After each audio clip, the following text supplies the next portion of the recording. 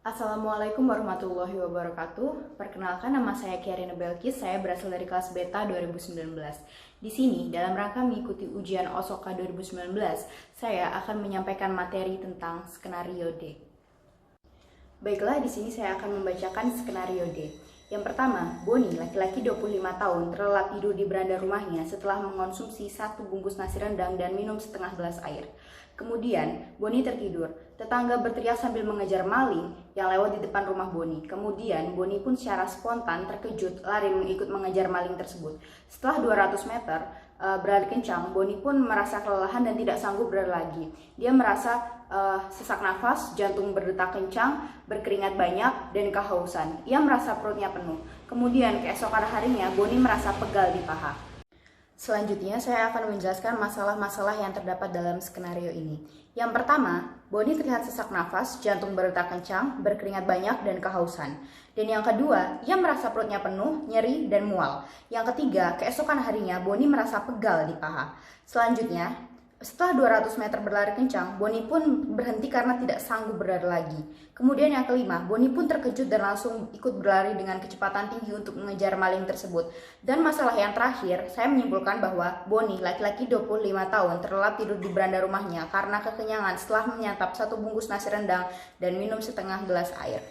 Selanjutnya saya akan menjelaskan prioritas masalah, di mana saya akan mengambil 1 kalimat untuk dijadikan masalah utama dalam skenario ini. Saya mengambil kalimat Boni terlihat sesak nafas, jantung berdetak kencang, berkeringat banyak, dan kehausan. Saya mengambil masalah ini dikarenakan apabila tubuh tidak mampu mengkompensasi hal tersebut, tidak menutup kemungkinan untuk terjadi hal yang lebih buruk lagi.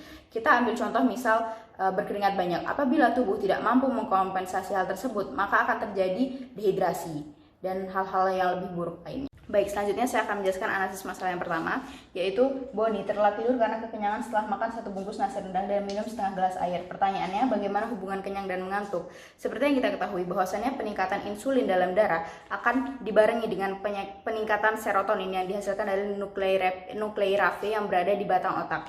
Kemudian, rendang yang dimakan oleh Boni memiliki asam amino triptofan, di mana asam amino tersebut akan dirubah menjadi serotonin dan akan dirubah menjadi melatonin. Kemudian bagaimana mekanisme tidur? Jadi manusia memiliki yang namanya irama sirkadian yang mengatur 24 jam waktu kita. Kemudian saat sadar, RAS atau Reticular Activating System akan melepaskan katekolamin seperti norepinefrin. Ketika tidur, serotonin akan dilepaskan oleh nuklei Raphe. Dan kemudian setiap tidur kita itu memiliki 2 fase tidur, yaitu rapid eye movement atau REM dan non-rapid eye movement.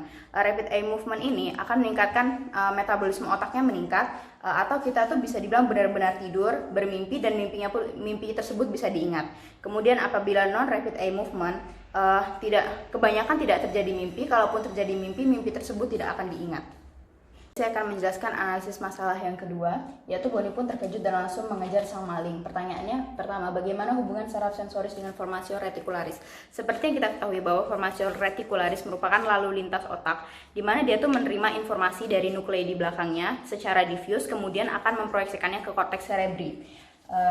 Jadi, yang bagaimana hubungan saraf sensoris dengan formatio reticularis? Jadi ketika ada stresor berupa suara atau teriakan, dia akan mengirimkan sinyal-sinyal tersebut secara diffuse ke formatio reticularis, kemudian akan diproyeksikan ke korteks cerebri dan akan meningkatkan aktivitas cerebri itu sendiri, dan kemudian akan terjadi kesadaran. Kemudian bagaimana mekanisme terkejut? Apabila kita mendengar suara, terutama ketika tidur, selain yang sebelumnya saya jelaskan, ada lagi yang mengatakan bahwa saraf cochlearis yang berguna untuk pendengaran itu berjalan langsung ke RAS atau Reticular Activating System, dan ada juga yang berjalan ke vermis cerebellum. Jadi ketika ada suara, dia tuh ada yang berjalan langsung ke Reticular Activating di otak dan juga ada yang ke cerebellum. Jadi menyebabkan kesadaran. Selanjutnya saya akan menjelaskan analisis masalah yang ketiga, yaitu setelah 200 meter berlari kencang, Boni pun berhenti karena tidak sanggup berlari lagi. Pertanyaannya bagaimana mekanisme kelelahan? Jadi untuk bergerak, otot itu membutuhkan namanya ATP. Nah, dalam kasus ini dia tuh melakukan glikolisis anaerob yang menghasilkan produk sampingan berupa asam laktat. Dan asam laktat ini menyebabkan kenaikan H+, di mana itu akan menyebabkan kenaikan pH. Dan itu akan menyebabkan menurunnya kontraksi otot, di mana hal tersebut akan menyebabkan kelelahan. Baik, selanjutnya saya akan menjelaskan analisis masalah selanjutnya. Boni terlihat sesak nafas, jantung berdetak kencang, berkeringat banyak, dan kehausan. Pertanyaannya bagaimana mekanisme sesak nafas, jantung berdetak kencang, berkeringat banyak, dan kehausan yang dialami Boni. Jadi untuk sesak nafas, ketika terjadi aktivitas fisik yang tinggi, kinerja jantung tuh akan meningkat dan cukup berat. Kita ketahui bahwa jantung memiliki sistem autoregulasi, di mana jantung akan mengirimkan darah ke organ yang memang membutuhkan. Dalam hal ini jantung mengirimkan banyak darah ke otot sehingga menyebabkan iskemia jaringan dan akan menimbulkan sensasi lapar udara yang kita ketahui sebagai sesak nafas. Kemudian jantung berdetak kencang yang dialami Boni, seperti yang saya jelaskan tadi bahwa aktivitas yang tinggi akan menyebabkan aliran darah meningkat sehingga heart rate dari Boni ini meningkat. Kemudian berkeringat banyak. Berkeringat banyak ini disebabkan karena metabolisme dalam tubuh Boni ini meningkat sehingga suhu dalam tubuhnya pun meningkat. Kemudian dia akan mengalami evaporasi atau pengeluaran suhu sehingga dia berkeringat banyak dan kemudian akan meningkatkan kenaikan osmolaritas.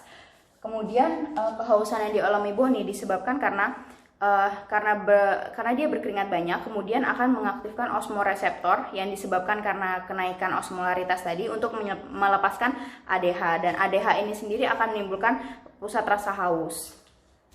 Selanjutnya saya akan menjelaskan analisis masalah, yaitu ia merasa perutnya penuh, nyeri, dan mual. Pertanyaannya bagaimana mekanisme perut penuh, nyeri, dan mual yang dialami Boni?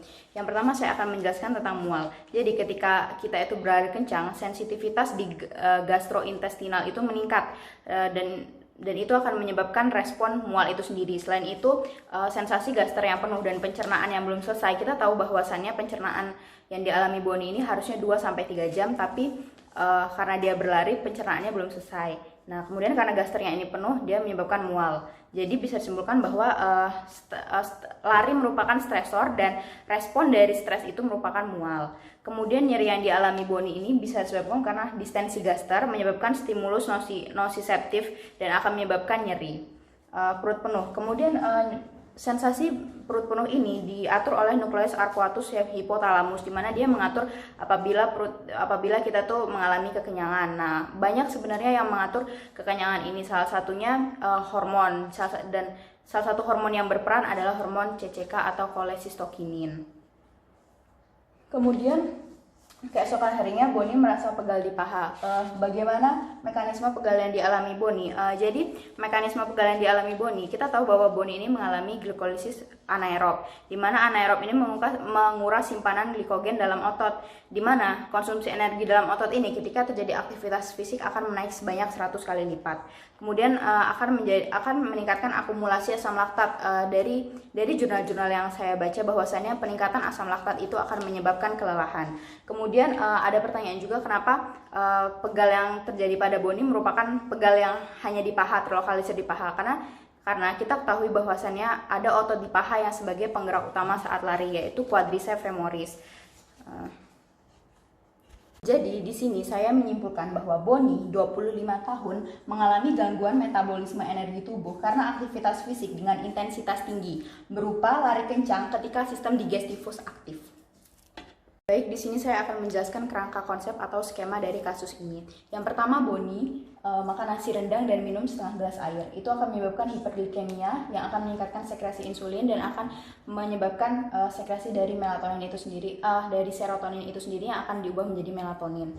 Kemudian 70% aliran darah itu ke sistem digestivus yang merupakan sistem autoregulasi jantung, menyebabkan otak itu mengalami hipoperfusi yang menyebabkan Boni ini tertidur. Kemudian asupan makan yang dimakan oleh Boni ini menyebabkan distensi gaster yang menyebabkan stimulus reseptor nociceptif yang akan menyebabkan nyeri. Kemudian asupan makan itu akan masuk ke gaster. Sensasi gaster yang penuh dibarengi dengan aktivitas fisik yang tinggi akan menyebabkan stimulus ke pusat muntah, kemudian akan menimbulkan mual. Kemudian pada saat dia tertidur ada stresor berupa suara yang teriakan dari tetangganya itu sendiri, menyebabkan Boni itu terbangun, kemudian setelah terbangun dia berlari. Nah, ketika dia berlari, kita tahu bahwa berlari merupakan aktivitas fisik dengan intensitas tinggi, menyebabkan kebutuhan energi Boni meningkat, dan kemudian menyebabkan metabolisme tubuh meningkat yang berdampak pada suhu tubuh yang meningkat. Kemudian kita tahu bahwa kita berusaha untuk mengeluarkan panas, salah satunya dengan cara evaporasi yang dilakukan dengan cara berkeringat. Kemudian berkeringat tersebut juga menimbulkan sensasi haus. Kemudian ketika kebutuhan energi meningkat, akan meningkatkan kebutuhan O2 yang akan meningkatkan respiration rate atau menimbulkan sesak nafas tadi, kemudian peningkatan heart rate, dan kemudian kebutuhan glukosa di dalam sel-sel itu juga akan meningkatkan heart rate. Kemudian metabolisme anaerobik menyebabkan penumpukan asam laktat yang akan menyebabkan pegal. Baik, itu tadi merupakan paparan singkat dari saya. Apabila ada kurang dan lebihnya saya mohon maaf. Saya akhiri, wabillahi taufiq wal hidayah. Wassalamualaikum warahmatullahi wabarakatuh.